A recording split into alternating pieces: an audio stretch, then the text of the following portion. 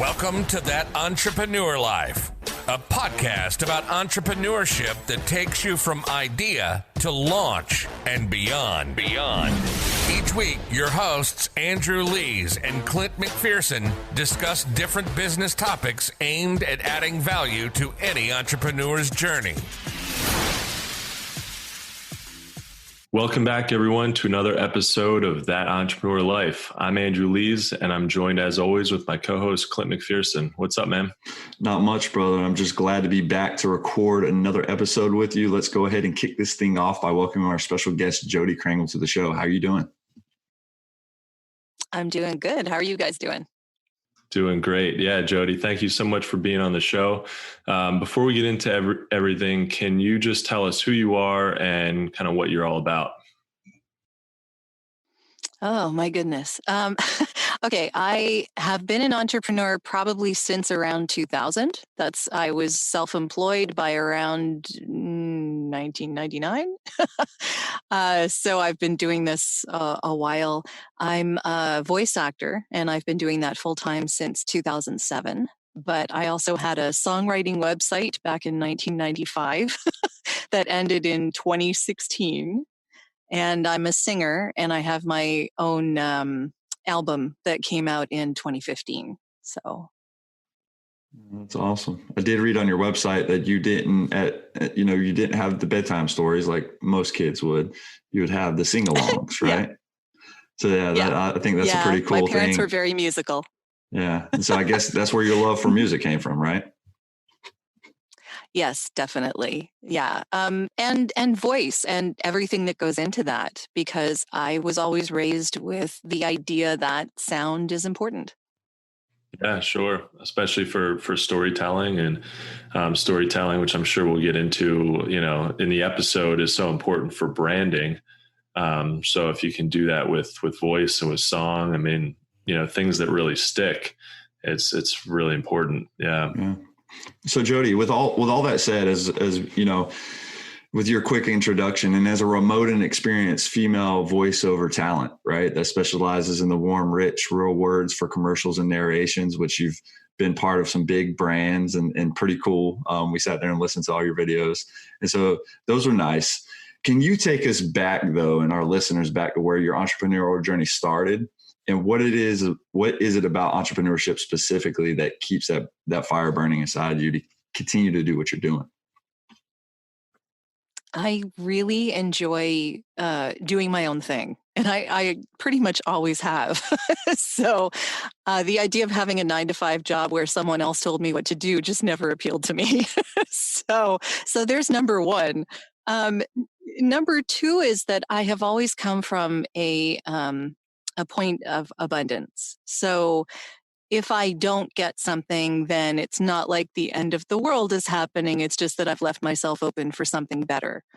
And I think that attitude, coupled with just being okay with some risk, I think really is helpful for an entrepreneur, because you're putting yourself out there and you're seeing what happens. And you have to be open to whatever happens, whether that's a success or a failure. And you learn from your failures. Yeah, definitely. I mean, and those failures can shape how you move on and the things that you do in the future. I mean, I think that's a great attitude to just say, all right, if something failed, it didn't work out. It's not the end of the world. It just may open a door, an even better door somewhere else, something that's more of a good fit. I think a lot of people, I think we all kind of, sometimes we sort of hold our breath and, cross our fingers and hope that something works out, because that's what we really, really, really want at that time. And then when it doesn't work out, we're kind of crushed. But you have to realize that it just might not have been a good fit. It might not have even been as great of an opportunity as you thought, to go to a certain college or, get a certain job or, whatever it is we think is so important at the time, then it just doesn't necessarily turn out that way. So yeah, Jodi, in 1995, you started well, you mentioned this before, but you started a songwriting business called Muse's Muse. how much of that business, how much did your experiences with that business help to streamline the launch and growth of your current voice acting business? You know, what did you learn then that you really were able to apply with your current business? Well, a lot of what I learned running the Muse's Muse, which was pretty much a songwriting resource on the web. It didn't actually start as a business. It kind of started as like my labor of love, my baby, because I was interested in the subject matter. And this is before message boards. So I was putting up questions on the internet, giving people an email address to write and saying, tell me what you think. And people were writing back to me, and then I would put their answers up on the web. And this is right when it all started. So it was before message boards. It was before pretty much a lot of everything. And I will say that my entrepreneurial journey has really been helped by my willingness to learn about the internet from very early on. So it helped a lot. And what I was doing in those beginning days was on a budget of nothing. I was promoting a website through internet marketing and SEO. And so I learned a ton of things doing that. And from around that time until 2007, I was actually selling my services as an internet marketing SEO person for people remotely. And this is before remotely was really all that popular. So I did that for a large number of years, and I learned a lot. And it certainly did help me when I was promoting my voiceover website, because I knew the basics of what I needed to have on that website for it to be found. And I'm reaping the benefits of that now, many years later. Right. It takes a while, right? But if you know the foundation that you need to lay, it's not just overnight success. I know. I mean, Clint knows that well too, as an internet marketer. So, were you kind of self-taught with digital marketing, or? Yeah. Totally self-taught. That was before YouTube. I don't know that there was any other way. Yeah. Nobody was. There wasn't another way back then. Yeah. There was probably. But you learn a lot when you have to promote on nothing. For sure. I mean, right. Trial and error. You don't have any money to do this. Yeah. And I'm sure that was an exciting time to be in digital marketing at all too, because it's just. It was. Yeah. There's not. Now it's easier than ever in a way now, but in another way, I think it's probably harder than ever because there's so much noise out there. It's the barrier to entry to get online is easy. I mean, it's nothing. Yeah. You just wake up, take a picture. Well, also and post Google. It, that's it. Yeah. And Google is the only game in town now, right? Exactly. Yeah. I mean, it. When I was doing this, there was Alta Vista, there was Ask Jeeves, Yahoo was actually still a going concern. There were all sorts of different, it was more fun back then, I have to say. It was like Google didn't really have a monopoly on everything then, right? Like it seems to have now. No. I mean, it's just it crazy. Was interesting. Yeah, it was interesting for sure, because you always had the option to you had so many different things that you could look to, you can look through, you can utilize. And now it's just like, if you're not utilizing Google, it's like, because they own basically everything when it comes to the search engines, right? So it's a tough thing. So Jodi, how can a company, even a small one, right, benefit from audio branding? Because that's the niche you're currently in right now. And are you able to see a tangible difference in results compared to other branding and marketing techniques out there? I think that when you use audio in a responsible way, because you can use it in an irresponsible way. Oh yeah. I think that it can make a deeper. Yeah. Well, okay. Let me just say that I have interviewed several people in my own podcast in audio branding, and one of them was a fellow who has a production studio in Vegas who makes the win sounds for slot machines. And the casino industry has very clearly regulated what kinds of sounds you can and can't use in these slot machines. For instance, the shave and a haircut, right? Dun dun dun dun dun dun. You can't not use the dun dun part at the end and make people continue to play to hear it, because we are conditioned to do that, and we will do it until we're broke. Like, yeah, you could so use that for evil.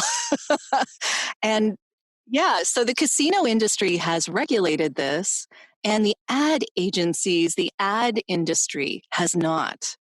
So there are things I think that you could, yeah, you could be kind of underhanded about it if you're not careful. And it's not regulated, not really, not that I've heard of, put it that way. So using audio branding in a responsible way can really make an authentic connection with the people that you're trying to reach. Depending on what medium you're on, that's going to dictate what you use. But it's a more it's a deeper connection, and it's an emotional shorthand. So if you equate a sound with the branding information, the branding text that you want people to remember about your brand, then eventually, if you're consistent with that sound, they're going to remember that sound and immediately get to your text. It'll just be in their brain, right? So it's definitely an emotional shorthand. It can certainly be used to make your company, your brand more memorable. And in these days, when all of us are on the internet and we're constantly being inundated with stuff that's being put in front of our face all the time, hearing a little bit of sound is just something different. It cuts through. Yeah. Yeah. Especially when it's well done and it's purposeful and it's, and it's targeted. Yeah. Yeah. And I think, me and Andrew were talking offline about listening to your videos and listening to your voice. And it was like, I could have sworn I've heard this before. Like, I don't know where, when, where was it? I was like, I feel like we've met her before we're actually meeting her. It's pretty cool because, again, when you're utilizing that and you're doing this stuff for these commercials, or you're doing these narrations, I mean, your voice, it just sticks, right? Because it's the way you do it, the way you narrate it, it's just like, it's very memorable, and that's what you want in those times and for those commercials, and that's what they're trying to do, resonate with the audience. And I really think that the ones that we've heard, especially on your website, really nail that and drive that point home for sure. Well, thank you. Yeah. Part of what we're trying to do is sort of be the voice under, if that makes any more sense. So I'm not necessarily I'm not the star. It's not about me. It's about what I'm promoting, what I'm talking about on behalf of the client. Yeah. So yes, I want to make them memorable, but the reason that they chose my voice to demonstrate what their brand can bring is because they felt that somehow it fit what their brand should sound like. So something to consider when you're advertising is definitely think about the type of voice that would reflect who you are and who other people might want to be like. So it's kind of coupling both. And the idea behind audio branding is that you're thinking about what your brand looks like, who you are, and reflecting that in the voices you choose, the music you choose, the sound effects you use, all of that. Any of the brand voice, and when I say that, I mean in general, that is part of who you are. Because branding is, I've heard people say this many times, branding is what people say about you when you're not in the room. So what do those people say? How do they experience you? How do you want them to experience you? The audio should definitely be a very conscious and intentional part of that. Yeah. And how do people react to ads after they've seen them or after they've listened to them? I mean, there's so many ads that I've seen where I'm just like, I'll just say after it, I'll say, how did that get through even just one person, but let alone like a whole team of people? How did a whole team of people agree that that was a good idea, you know? But at the same time, I'm talking about it, so maybe they win. I don't know. So how do you? Yeah, I don't know. How do you use audio branding to, like, if you don't have a big budget, if you've got a very small budget, how can you use audio branding? If you're just a startup, you know, you're on a tight budget and you're trying to figure out how to use audio branding, because it does seem like something that's sort of reserved for big companies with big budgets, who you create this media, or you create this content, but then you need a big budget to get it out there. So how can you, is there a way to do it on a budget? I think it depends on what you're trying to accomplish, but in a lot of ways, this does not need to be very pricey at all, because all it really is a reflection of who you are. So if you're making a video, or if you're doing like a video podcast like we're doing right now, do you guys start off with the same wordage every time? Do you end with the same wordage every time? Do you use the same intro music, outro music?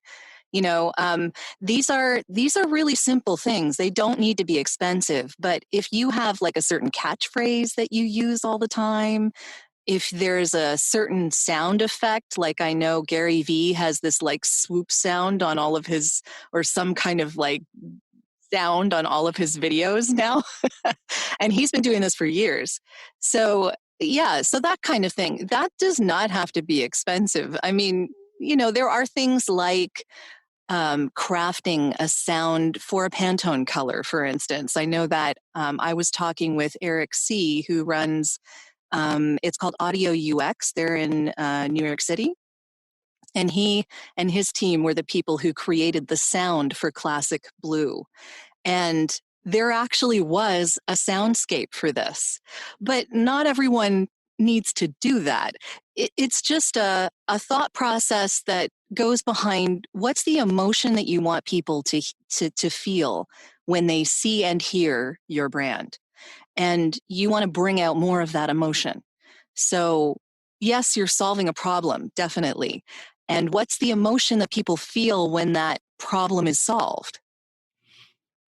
Yeah, exactly. And whether, I guess it doesn't matter whether 100 people hear it or 100,000 people hear it, right? It's just connecting and figuring out, if you can connect with those 100 people, and, with that type of branding and with that type of marketing, then you can scale it. Then you can say, all right, this is something. Yeah. I mean, that makes a lot of sense.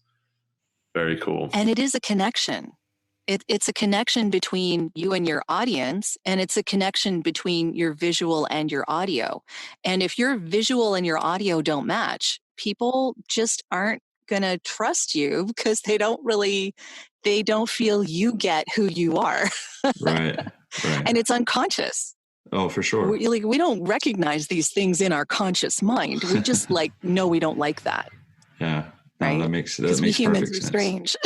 No, we humans are very strange. Exactly. I mean, but like you said, you bring up the connection point. That's perfect, because anything that we're trying to do in business, we're trying to connect, right? We're trying to connect with a client. We're trying to connect with our audience, our target demographic, whatever it is. As long as you know what you're aiming for, what the target is, then you can make the decisions based off all of that, like you mentioned. I mean, you really got to know what you're trying to achieve, right? Because if you don't know that, then how do you know that you need audio branding? How do you know that you need Facebook marketing? How do you know that you need a website, right? Because you got to get all that stuff lined up and know what you're trying to achieve at the end of the day, to make sure that the connection is there, the connection is real, and you stay authentic at the same time. Well, it's basic marketing too, because really, if you don't know who your avatar is, then you don't know where they are. You don't know what kind of visual or audio it's going to appeal to them. You don't know what emotion you need them to feel. It's a whole part and parcel of knowing who it is you're trying to reach. Exactly. Yeah. It all starts with a good strategy, market research and business modeling and, just a good strategy. I think, that's so important for new businesses, but, and audio branding can be a part of that. That could be, part of that strategy. And it's something that I think maybe gets overlooked, especially with smaller companies, So yes. I think and it doesn't have to cost a lot at all. Yeah. It really doesn't. Yeah. And that's important for, I mean, not all of us are MasterCard. Exactly. So they're just like, yeah, whatever, spend whatever. Yeah. Yeah. And you can just do it. You can just do it on a budget, not have to have a huge team. I mean, I am interested. I wonder what those meetings are like with, and you probably have had some experience with it, with larger companies. Like, what are those meetings like with, these marketing teams? I just imagine this, this huge, room with a big, giant desk with 20 people sitting around, really trying to work out this. They all have their own opinion. Not these days. Yeah. No, right. Not right. these days. Exactly. So they're all on Zoom. Yeah, exactly. 20 on Zoom. Yeah. Gotta get bigger computer monitors. Exactly. That's cool. Yeah. So you've mentioned outsourcing is important to mental health, which I think is really interesting. And I completely agree with, especially 100%. And Clint and I were just talking about this offline about outsourcing for our own businesses. It can be challenging though, especially for service businesses. It can be challenging to outsource and to scale up, but what parts of your business do you outsource, and how has that process been? How are you able to ensure that you can trust the quality of work that somebody outside of your company is doing? It's tricky. It can be tricky. But as long as you're keeping an eye on things and you're checking over the work when it's done, then you can sort of settle into a sort of rhythm, I guess, with the people that you're hiring to do some of the things that you just don't want to do. The way that this keeps my mental health, stable is that I get to do more of what I like to do and less of what I don't like to do. So it happens over time too, because not everyone when they're first starting out is going to be able to afford to hire someone else to do stuff for them. Right. And that's fine, Yeah. And they probably shouldn't sometimes, right? Is you should do all these different parts of your business, wear all the hats and learn everything about it, so that when it is time to outsource, how to educate people, around you to do those jobs. Definitely. Yeah. And especially as you mentioned in a service business, I will say that in voiceover, I wear a lot of hats. So not only am I my own invoicing person, my own marketing person, my own audio engineer, my own researcher to reach out to other companies that might need a voice actor for whatever they're doing. There's all sorts of things that go into this. I'm my own bookkeeper, of course. And there are, and I need to write content for blogs and things like that. And I have my own podcast. And so there's a whole bunch of things that go into the production and promotion of that podcast that maybe I don't want to necessarily have to do all myself, because really what I love is the talking with people part. And the rest I could just pass off to someone else and I'd be perfectly happy. Right. And that's really the only part that you can't outsource is your voice. Nobody else can do that. So, if you can figure out how to get everything else off your plate, or as much as you can, do you have with all that stuff that you do when you are doing it, if you're not outsourcing, all of it on a daily basis, do you have a schedule every day that you do? Okay, from 8 to 10, I'm going to do blog writing. I'm going to work on my blog. From 10 to 12, I'm going to do do you have it goodness. all like that? Or is that, No. or you just kind of attack it? Yeah. I'm chaos. My day is chaos. And I love it that way, actually. Like I thrive in that. Yeah. But what I do is I keep my work to 5 minutes of finished audio or less, so that anything that I'm working on, a project for a client, can generally be taken care of within an hour or less of when I get the notice that I need to do it. So I can get stuff really quickly to my clients. I am a little obsessive about not having too much stuff in my inbox. And so I don't let things sit, but it's still chaos. It really depends on who contacts me in a day, what's been scheduled from, previous days, who I'm talking with for my podcast, what's going around, what's going around that. There's a whole bunch of different things that'll happen in my day, and I'm okay with them not having to take place at a certain time. Right. But they do all get done. Yeah. They definitely do all get done. Exactly. That is wildly important. I mean, I think, again, there's people that can operate in a chaotic environment because that's what they're used to, right? And they're used to getting stuff. I'm sure you have your own strategies and everything that you implement when it's time to do what you do, right? And that's where you've lived, and that's where your mindset is.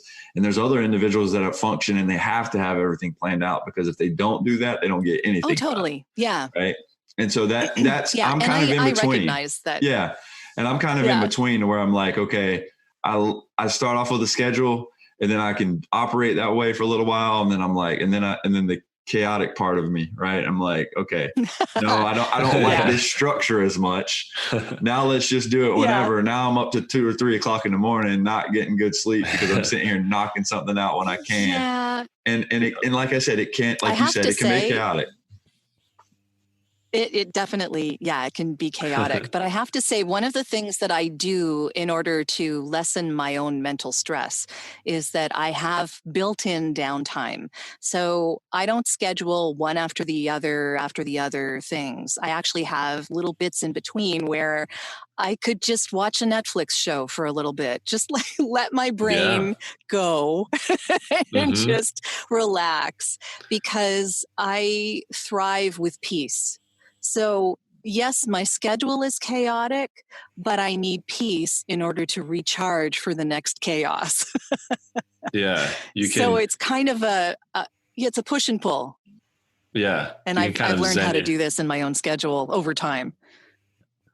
Exactly. Yeah. You can kind of zen your way through things. Even if it is busy, you just sort of get into this mental space where you're working through it, even if it is, you have a lot of things. You get to the end of the day, and then you say, I've been trying to be better about this, where I'm just like, all right, well, I can do it tomorrow. I did as much as I could today. I'm not going to stress about the things I didn't get finished. And I think it is really important to build in that downtime. I think we do work ourselves. Sometimes we work ourselves too hard. And I think it really is. I mean, it's so cliche, but the work smarter, not harder thing is absolutely true. And if you're setting yourself, like, one of those things is to automate things in your business, is to outsource and also schedule time that you can just decompress. And then that way you come back and you're 100%. So instead of just kind of trying to grind through it, and you get like maximum capacity in the first, half of the day, and then the rest of it's just, just sucks. So I think that's important to have that balance. For sure. So Jodi, through your entrepreneurial journey, from the highs and the lows, everything you've experienced, what has been the most difficult thing about being an entrepreneur to date? The most difficult thing. Building in that peace. It does take a bit of finagling. And I know how important it is for me to be able to do that, because without that, I'm not at optimal capacity. I'm not able to perform as well as I should. And coming to terms with the fact that I need that peace, that I don't need to be productive every second of the day, has been definitely a mind shift. It definitely has been a difficult mind shift, but one that I'm glad I made. Yeah. Is it something you still struggle with today, or is it something that you realized early on? And how did you realize that? Like, I know, again, like you said, your life, you operate in a chaotic environment, but you do need that peace. Mm-hmm. When did it come to the time where you're like, I have to build this time in? When was it early on? Did you realize that, or was it just something you evolved into? It's a little of both, because like I said, I've been self-employed since around 1999. So I know what I need to do in order to get the most amount of work done. But then I'm like you, Clint, in that sometimes I will forget and I'll focus on something and it'll be 2 a.m. when I lift my head up. Like, it's, so I have definitely done that. But I find that if I build in the time and I get things out of my inbox that don't need to be in there, it lessens the stress for me. And I have to say, like, I use Gmail, and the snoozing function. Oh my God, that's been a lifesaver for me, because I can take something out of my inbox and then have it pop back up when it needs to be there, and not have it weighing me down otherwise. That's a great feature to have, for sure. Yeah, that's true. I don't use that enough, but I probably should. I get the nudges about, hey, you following up. Yeah, exactly. which is cool. I feel like every day Gmail just gets a little smarter, Yeah. A little bit better. Seriously, like, people ask me what my favorite digital product is, and I say Gmail every time. Yeah. Anything Gmail related. Yeah, for sure. It's amazing. It just does everything I need it to do. And it's virtually my CRM. Like, it's everything. Yeah. Exactly. Yeah, I've messed around with CRMs before. I might need to try something new, but I mean, so far it's every time I just go back to Gmail. It's like, well, like, it's all there. I can easily search for people, and as long as I schedule follow-ups to follow up with people, I mean, that's it. So snooze the email. Have it pop up when you need it again. Exactly. And there you go. That's your CRM. Exactly. Well, it was funny. There's another app that I guess does that. But it pauses, might be something like that. Yeah, I do utilize Boomerang. Yes, there are. I've always utilized that before. Yeah, I think that might be it. So it pauses your email. I'd never gotten an email or, response like that, but I sent an email a couple of weeks ago to a guy, and I got this response back. It was like, my email has been paused until the afternoon or something. I'm like, that is the weirdest thing ever. It sounded so dumb at first. I'm like, why would you pause your inbox? But then I thought, that might actually be genius, because you can actually get things done when you want to do work. I'm constantly checking my email. If something pops up, I go and I attack it. I jump in and respond, and then I'm like, the productivity just gets killed. So, but yeah, that's cool. Email is so important. It really is. Yeah. So Jodi, as we wrap up this episode, is there one piece of advice that you could leave our listeners that might help them on their entrepreneurial journey? Besides Gmail? I would say be less, well, besides Gmail, that's a big one. I would say be less hard on yourself. You don't have to accomplish everything in one day. And it's okay to have a life outside of your entrepreneurial journey. In fact, it makes you a better entrepreneur to actually have a life. And I don't think, especially these days, I don't think anyone is going to blame you from taking some time off. You're allowed. You don't have to be productive every second of the day. That's not human. Be human. Yeah, and that comes across. People will connect with you more that way too. Exactly. I was just going to say, I feel like I'm less able to communicate with people, or less effective, when I don't take some time away. It doesn't, and I have zero perspective. Mm-hmm. I'll write short emails that aren't they're not mean, but they're not very pleasant, they're just like right to the point. And I feel like, terse. Yes. Yeah, exactly. I'm like, because I can't bear to write one more sentence to somebody, so, but when I think when you get a little perspective and it helps you understand, it helps you be more human, and then you're able to connect with people in a better way. And that comes across, comes across in email, I think, but it also really comes across when you're trying to do something like a podcast or, like creating content, whether it's a blog, a video, a piece of audio. So I love that. Yeah. Yeah, it's helpful. I know that I definitely need that in my life, and I need to remind myself of that regularly. Yeah, exactly. I think we all do. Yeah. It just keeps us human. It keeps us more able to relate to the people that we're contacting and communicating with. But one other thing that I would say is that no matter where you are on your entrepreneurial journey, whatever you did before is going to help you in what comes next. For sure. So never discount. I don't care if you were in McDonald's flipping burgers. What else were you doing there? You were relating with people. You were having to get along with coworkers. There was, you had a schedule. You had to keep to the schedule. There's all sorts of things you can learn from anything.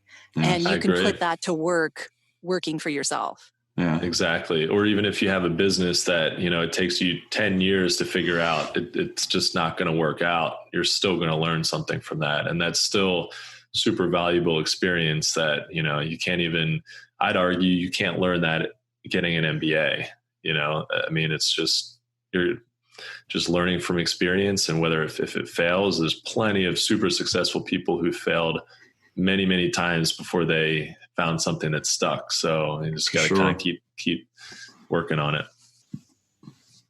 Well, guys, I think that's a wrap for this episode. And from the both of us, Jodi, we want to thank you for taking the time out of your day to helping us add value to what we're doing on our podcast. It was my pleasure. Yeah, this was a lot of fun. Yeah, definitely. Yeah, thank you. Thanks, Jodi, for being on. And guys, thank you so much for listening to That Entrepreneur Life. To learn more about what Jodi is working on, check out voiceoversandvocals.com. If you like what you heard today, make sure to subscribe to our podcast on iTunes or any other major podcast directory. You can also find us on all the socials and on our website at thatentrepreneurlife.com.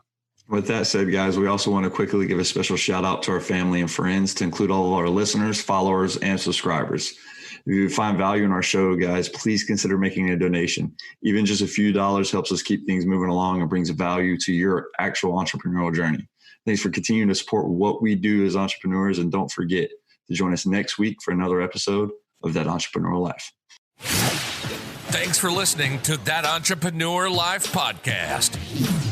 Be sure to visit thatentrepreneurlife.com to join the conversation, access our show notes, and discover our fantastic bonus content. Don't forget to join us next week for another episode as we continue to add value. Until next time.